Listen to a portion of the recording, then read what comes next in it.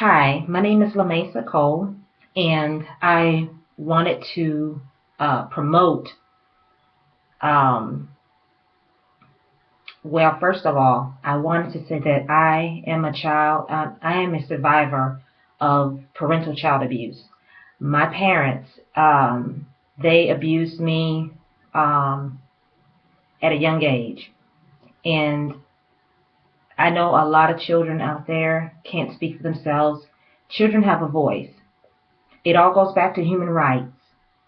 Human rights are the rights that every human being should have.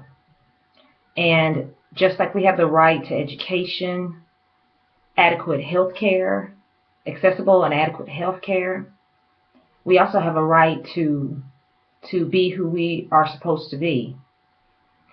According to God, we're fearfully and wonderfully made, and to abuse us not just physically but mentally and emotionally does a lot of damage long term to a child. And that abuse many times it flows into that person's adult life, and it affects their relationships. As a survivor of child abuse, my parents did not encourage me. They did not. I had dreamed of being a performer, a child performer, being in commercials, and I enjoyed the spotlight. And I enjoyed performing in front of people, and um, I loved doing it, and I dreamed of being it when I was a child.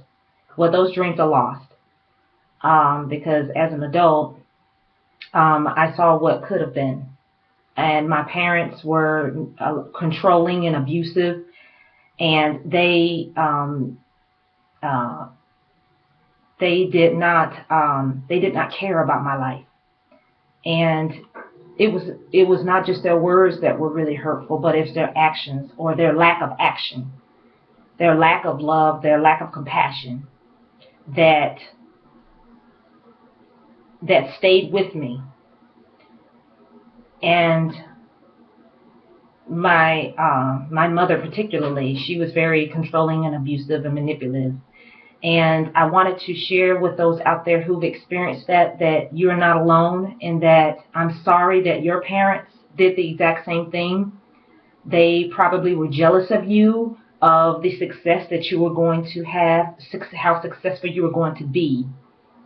And I apologize on behalf of those cruel parents, those narcissistic parents who thought only of themselves and not the creative gifts that were given to you, and that because of their selfishness and their self-absorption, that they denied you that opportunity to flourish, denied you the access to opportunities that were probably there, and they sabotaged that. They sabotaged it like my own parents sabotaged my own opportunities. And when I became 18, I could no longer pursue that. A lot of children's talents are wasted on their parents' selfishness, on their parents' lack of love. And to fill in those gaps, I feel God has called me to be a leader and to promote what healthy relationships should be, what a healthy self-esteem should be. Because there are a lot of people out there who are too selfish to even be a mentor to somebody else, or to lead someone else into a better life. But I wasn't born to do that. I came from a family of 5 siblings, including myself, and they're all pretty selfish. And they're all self-absorbed and narcissistic. And I didn't become that. I became the compassionate one. I'm a middle child. I'm actually the second to the oldest. And with my psychology degree, I have a master's degree in psychology, and I love psychology as well as history. My history background has helped develop that left brain side of me, which is the defender side, the advocate side, the logical, structured order side, and then my right brain side is more the creative side, the side that sees the aesthetics of things. So in combining that, I wanted to, as a whole brainer, I see the bigger picture. And as a leader, you have to see the bigger picture. Leaders see beyond what others see. And I see, from my experience, people who have been abused mentally and emotionally fare the far worse than a lot of people who have been physically abused.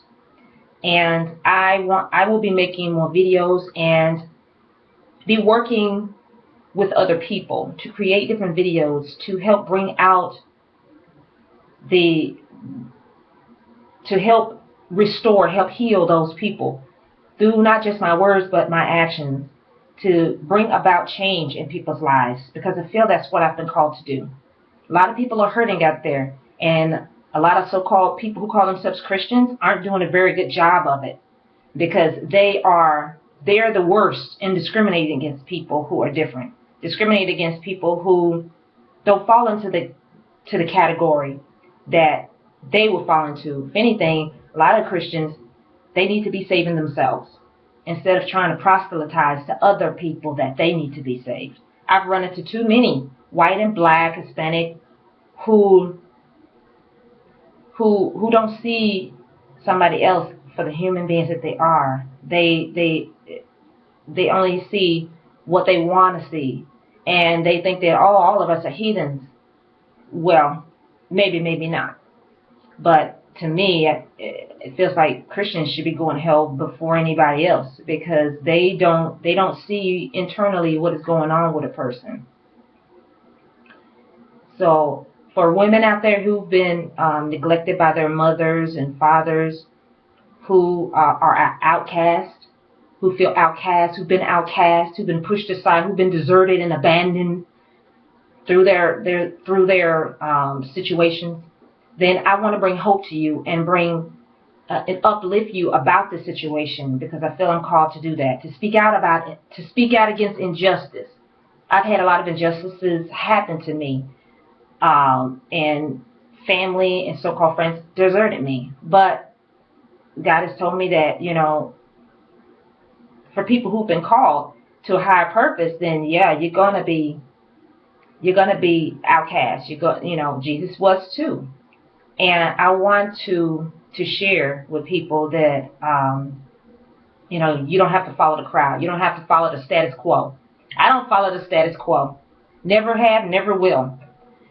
And those that want to follow the status quo, you can't be a leader.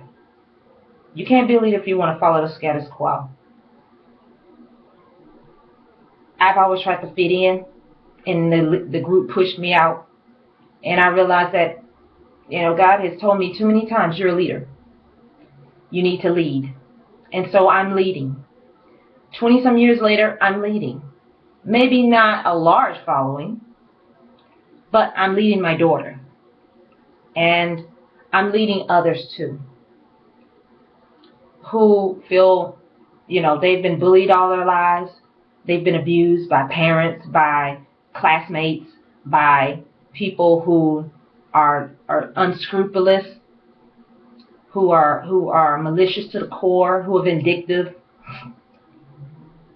As a leader, you stand apart from everybody else. You uplift and you inspire, and you help. You help those in need. And because you never know when you might need it. You never know when you might need it. Have mercy and compassion on people. Intervene on people's behalf, because you never know what could be. Because that person could go on to do great things and change the world. But not doing so, your lack of action could create far more devastating effects than can what you do, and you do it with ulterior motives in your heart. So this is just a brief video about standing out and being a leader, being different, because I plan to be. I have a lot of adversity in my life right now, and People I thought were family were not family. They deserted me.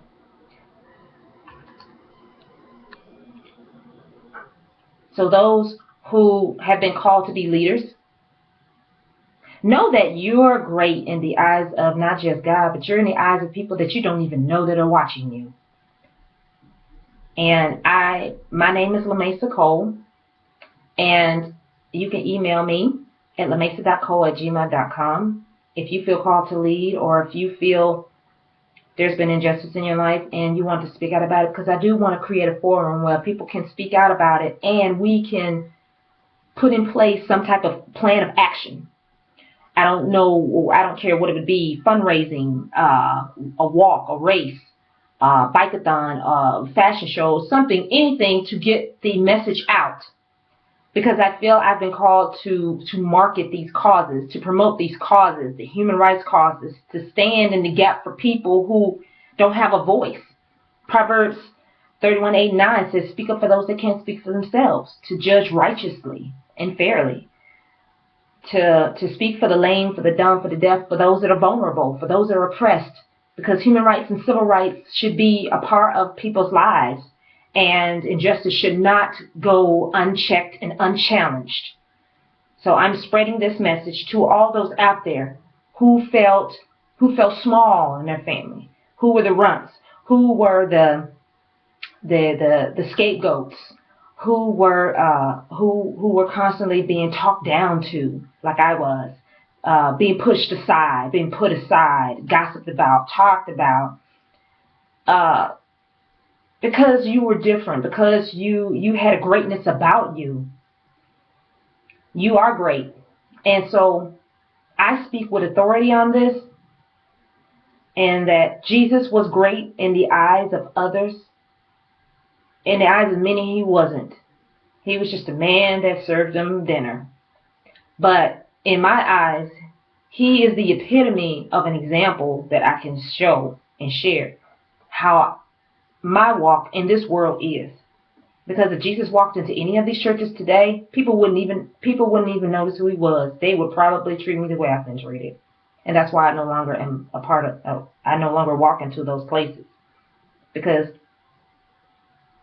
those places are supposed to be sacred, where the hurt are supposed to come and be healed and be restored. And they have not been. Many are outside the church and not coming back in there. So I want to speak, I felt what the Holy Spirit wanted me to speak, because there are too many people who are not going to listen to you, and not a lot of people are going to like you, and that's fine. That's okay. But be true to who you're supposed to be in God, and Jesus, and Jesus and the Holy Spirit. They will go before you and follow you, and they will lead you, and they will put people in your path. I've been with my friends for a long time, and I understand why. I can't just walk with anybody. I have to walk with leaders. Leaders recognize leaders. And in order to be a leader, you must not be a follower. Don't have the mentality that you're just going to follow somebody like I used to think. Until I realized that God has called me to be a leader, I acted differently. I spoke differently. Speak differently. Know how to be a leader? Speak differently. Speak as if you are a leader. If not, then respond to me. I'll teach you how. So this is LaMesa Cole, over and out.